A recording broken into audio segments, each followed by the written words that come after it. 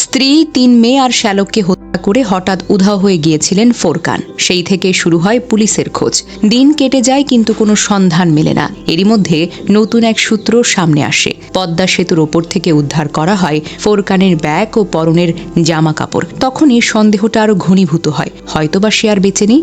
অবশেষে বৃহস্পতিবার মিলল সেই নিখোঁজ ফোরকানের খোঁজ।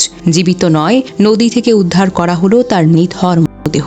প্রাথমিকভাবে ধারণা করা হচ্ছে ভয়ঙ্কর এই হত্যাকাণ্ড ঘটানোর পর ফোরকান নিজেই পদ্মা সেতু থেকে নদীতে ঝাঁপ দিয়ে আত্মহত্যা করেছে। বৃহস্পতিবার বিকেলের ব্রিফিংয়ে পুলিশ জানায়, ৫ খুনের ঘটনার পরপর প্রধান আসামি ফোরকানকে গ্রেফতারে ৩টি দল অভিযান নামে। একটি দল গোপালগঞ্জে ফোরকানের এলাকায়, অপর একটি দল বেনাপোলে যায় যাতে সে সীমান্ত পার হতে না পারে। পরে মেহেরপুরে এক বাস হেল্পারের কাছ থেকে ফোরকানের মোবাইল ফোনটি উদ্ধার করা হয়। জিজ্ঞাসাবাদে ওই হেল্পার জানান তিনি মোবাইলটি পদ্মা সেতু থেকে পেয়েছেন। এরপর পুলিশের একটি দল পদ্মা সেতুতে গিয়ে সিসিটিভি ফুটেজটি পরীক্ষা করে। ফুটেজে দেখা যায় একটি প্রাইভেট কার থেকে এক ব্যক্তি নামছেন। গাড়ি থেকে নেমে তিনি হাতের ব্যাগ ও মোবাইলটি ফুটপাতের ওপরে রাখেন। এরপর ১.৫ থেকে ২ মিনিট অপেক্ষা করে রেলিংয়ের উপর উঠে নদীতে দেন।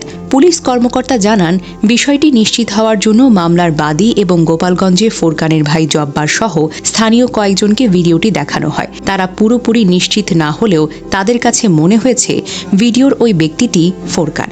তবে মুখ পরিষ্কার দেখা না যাওয়ায় শতভাগ নিশ্চিত হওয়া যায়নি। পুলিশ জানিয়েছে, ভিডিওর প্রাইভেট কারটি ঢাকার পল্টনের একটি রেন্টের কার থেকে ভাড়া করেছিল ফোরকান। চালককে তিনি বলেছেন, এক আত্মীয় মারা যাওয়ায় সেখানে যাওয়ার জন্য তিনি গাড়িটি নিচ্ছিলেন। তবে অল্প সময়ের জন্য দেখায় চালক ফোরকানকে পুরোপুরিভাবে শনাক্ত করতে পারেননি। পুলিশ কর্মকর্তা আরও জানান, উদ্ধার হওয়া মোবাইলটি যে ফোরকানের তা ইতোমধ্যেই নিশ্চিত হওয়া গেছে। ফোরকান ছাড়া এই হত্যাকাণ্ডে দ্বিতীয় কারো সংশ্লিষ্টতা এখনো পর্যন্ত পাওয়া যায়নি।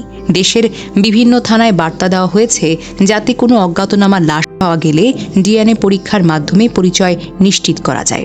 গত শুক্রবার দিবাগত রাতে কাপাসিয়া উপজেলায় রাউতকোনা গ্রামে প্রবাসী মনির হোসেনের ভাড়া বাড়িতে ওই মর্মান্তিক ঘটনা ঘটে।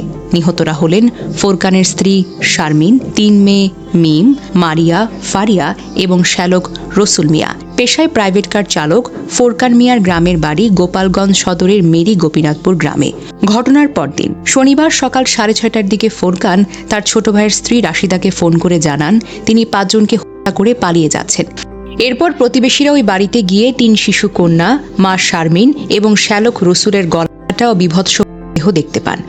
দেহের পাশে থাকা কিছু প্রিন্ট করা কাগজের সূত্র ধরে পুলিশ জানতে পারে, ফোরকান এর আগে তার স্ত্রীর বিরুদ্ধে থানায় ১০ লাখ টাকা আত্মসাৎ ও পরক্রিয়ার অভিযোগ করেছিলেন।